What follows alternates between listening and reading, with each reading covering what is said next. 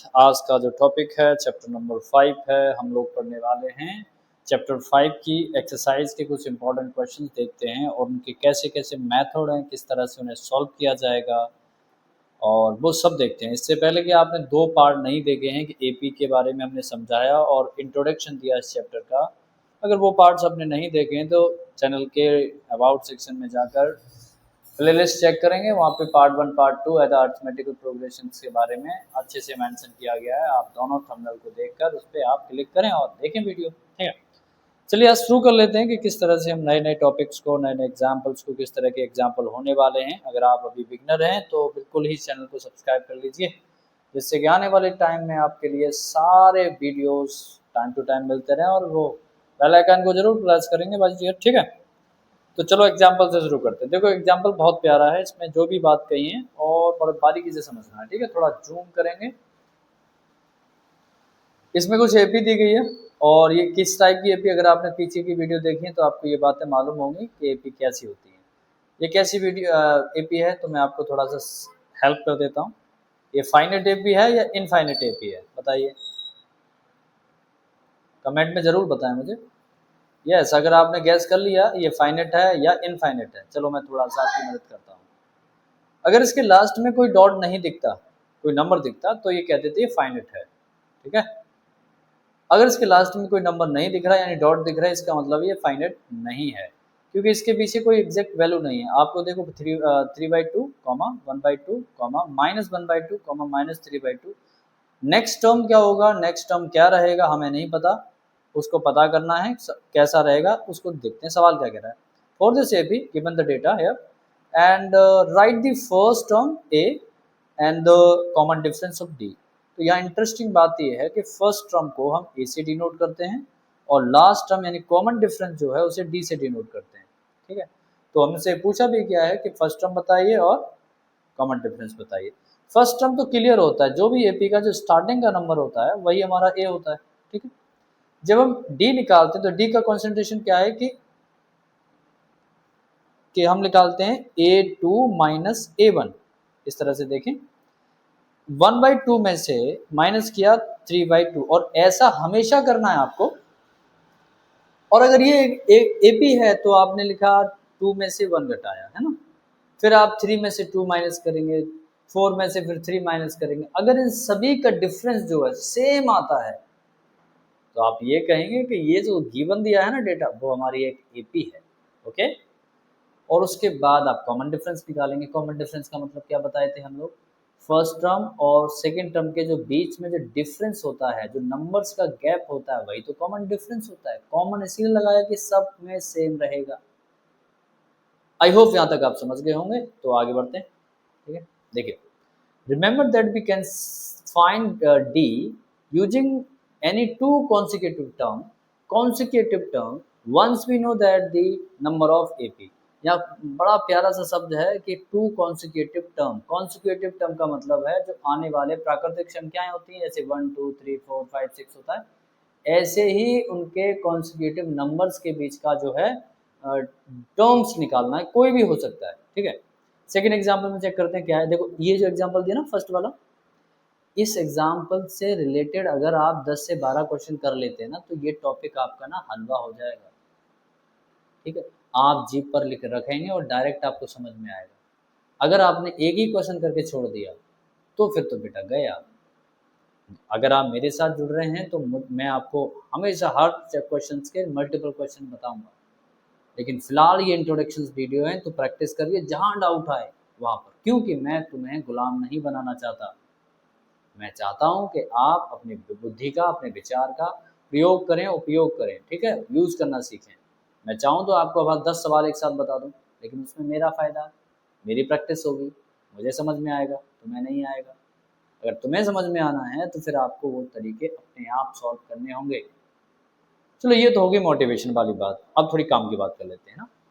Chapter number question number 2, which of the following list of the AP from the AP's question mark if they form an AP and write the next two term। देखो बड़ा प्यारा सा सवाल है, इधर देखें, बड़ा ध्यान से देखें प्यारा बच्चों। ये 4 पार्ट दिए गए हैं। ठीक है, और इन चारों पार्ट में से पहले पार्ट में आपको ये पता करना है कि इनमें से कौन सी एपी है और कौन सी एपी नहीं है। भाई देखने में तो सब लग रहा है एपी, कौन सी एपी लग रही है? इनफाइनाइट एपी लग रही है, क्योंकि अनंत है इनका नंबर, आगे कितने डिजिट होंगे हमें नहीं पता। और एक और चीज इंटरेस्ट, इसके पीछे ना 3 डॉट हैं, 1 2 3। इसका मतलब है कि आगे और भी नंबर होंगे। 4 लगाने से वैलिड नहीं होगा, 2 लगाने से वैलिड नहीं होगा। जब आपको वैल्यूज नहीं पता, इनफाइनाइट वैल्यू होती हैं, तो आप अनंत लगाते हैं, इसको 3 का मतलब ये होता है, ठीक है। अब इस पूरे में से अगर आप ध्यान से देखें तो इनमें से कौन सी एपी है और कौन सी एपी नहीं है, इस बात एक ही चीज है जो बता सकती है आपको, और वो क्या है? वो क्या है? बोलो बोलो। ये है डी।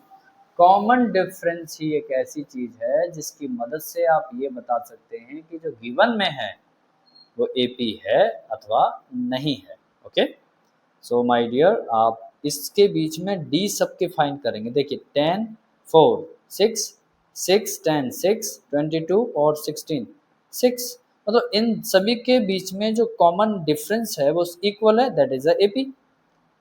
इसमें है -1 -2 -2 -3 प्लस -2, ठीक है, ये भी एपी है और ये एपी है, ये एपी है ना। आप मुझे चेक देखो, ये तो एपी हो नहीं सकती भाई, देख के लग रहा है क्योंकि ये रिपीटिंग नंबर आ रहे हैं।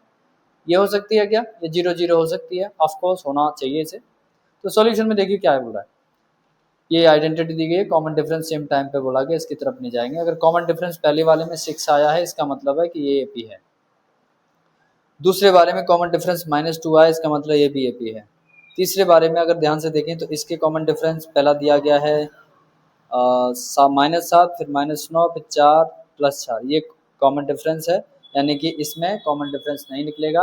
आई मीन इनका जो कॉमन डिफरेंस था वो सेम नहीं है, इसलिए इसको सॉल्व नहीं करेंगे और कह देंगे कि बाबू ये एपी नहीं है, ठीक है। और चौथा वाला तो आपको दिख ही रहा है, सबका 0 0 0 1 फिर 0, तो इसमें पहला टर्म दूसरा टर्म तो बराबर आया, लेकिन तीसरा टर्म बराबर नहीं आया, तो आप ये कहेंगे ये भी एपी नहीं है। और एक इंटरेस्टिंग बात, कभी केवल फर्स्ट और सेकंड और थर्ड टर्म तक ही सीमित मत हो जाना कि भैया इतने सवाल टॉपिक हमने सॉल्व किए बाबू और हमें मालूम पड़ गया कि कॉमन डिफरेंस सेम आया दो का तो सारे का ही सेम होगा। नहीं, एक बार ना अपनी बुद्धि से एक बार चेक करना जरूर कि ये जो मैं कर रहा हूँ वो ठीक है या नहीं है, उसके बाद ही आप किसी की बात को मानेंगे, है ना। एग्जाम्पल ये दो हैं और इन दोनों एग्जाम्पल में पूरी एक्सरसाइज या 5 पॉइंट जो है पूरी एक्सरसाइज समाई हुई है, इसी से रिलेटेड है। अगर एपी नहीं दी है तो एपी एपी बनाइए, अगर डेटा दिया है तो एपी को पहचानिए, और अगर डेटा दिया है तो एपी पहचानिए और साथ में अगले 2 3 टर्म भी निकालिए। ये सब इसके बारे में, अगर आपने 2 एग्जाम्पल अगर आपने ठीक से समझ लिए हैं तो ये सारी एक्सरसाइज हो जाएगी। देखो ये क्वेश्चन इंपॉर्टेंट है क्योंकि इसमें आपके ना लॉजिक पूछा जाएगा आपसे, लॉजिक के बिना तो कुछ होता नहीं बाबू, है ना। तो सारी एक्सरसाइज है। पहले में क्या बोला गया, देखो ये जो सिचुएशंस नीचे दी गई हैं इनको लिस्ट करिए और involve the arithmetic progression and y, इनको बनाइए, अर्थमेटिक प्रोग्रेशन में बनाइए इसको, ठीक है। किस तरह से बनाएंगे पढ़िए समझिए, नहीं आए तो मुझे कमेंट में बताएं, मैं फिर आपको एक्सप्लेन करूंगा। दूसरे क्वेश्चन में कहा गया है कि आगे के 4 टर्म निकालिए। अगर आपको ये दिया गया है तो इसके लिए हमारा एक फार्मूला था, ए कॉमा ए प्लस डी कॉमा ए प्लस 2 डी कॉमा ए प्लस 3 डी। इस फॉर्मूले से आप इनके आगे वाले टर्म्स निकालेंगे, ये first term second third fourth, इसी तरह से यहाँ 3 है 4 निकालेंगे तो ये 4 टर्म हो गए।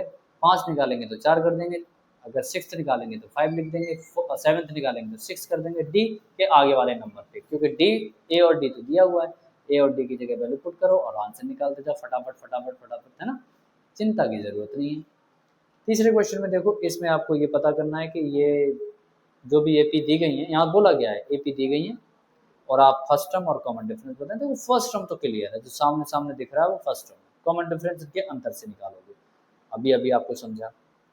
दूसरा फोर्थ क्वेश्चन पूछ रहा है इनमें से कौन सा एपी है। अगर कोई एपी है तो कॉमन डिफरेंस निकालिए और 3 अधिक टर्म निकालिए, यानी कि आपने जो अभी एग्जांपल नंबर 2 किया था बिल्कुल सिमिलर है बेटा। ये कैलकुलेशन का टाइम देखो, अगर आप 10वीं क्लास में आ गए हैं तो इसका मतलब ये तो है, ये तो पक्का है कि आपने भाई मेहनत तो की है ना। 9th क्लास में आपने अच्छे से पढ़ाई की है तभी आप इसे कर पाएंगे। और अगर कैलकुलेशन में कोई दिक्कत आती है तो बेटा उसमें तो आपकी कोई मदद नहीं कर सकता, भगवान अगर सरस्वती माता नीचे उतर आए वो भी नहीं मदद कर पाएंगे, बिकॉज कैलकुलेशन तो आपको खुद ही करनी पड़ेगी, है ना बाबू? कर लोगे ना? कर लोगे, मुझे पूरा यकीन है आप पर। आगे देखेंगे सेम प्रोसेस है। आप ये एक्सरसाइज कर लीजिए, फिर मुझे बताएंगे कि आपको कहाँ दिक्कत आए, तो मैं आपके कमेंट्स का आंसर करूंगा। Thank you. आपने अगर यहाँ तक मेरी वीडियो देखी तो उसके लिए बहुत बहुत धन्यवाद। अगर बहुत बहुत धन्यवाद। और भी ऐसी वीडियो मैं लाता रहूँगा, ठीक है? अगले टाइम पे अगले पार्ट में हम ये डिस्कस करेंगे ये वाला टॉपिक, तो बिल्कुल अवेयर होकर काम करेंगे किस तरह से सॉल्व होती है। पहले आप बेसिक समझ लीजिए कैसे फाइंड आउट करते हैं ये सब चीज़ें, उसके बाद आपको नई वीडियो और नया टॉपिक मिलेगा। तो मुझे लगता है कि आपको समझ में आ गया होगा, अब सर को थोड़ा चुप हो जाना चाहिए, है ना? ठीक है, अगर आपको समझ में आया तो ज़रूर लाइक करें और शेयर करें और चैनल को सब्सक्राइब करें और आने वाली वीडियोस के साथ रहें। और मैं आपको ज़रूर 10वीं क्लास में आपका हाथ पकड़ के चलूँगा, टेंशन ना लें, ठीक है?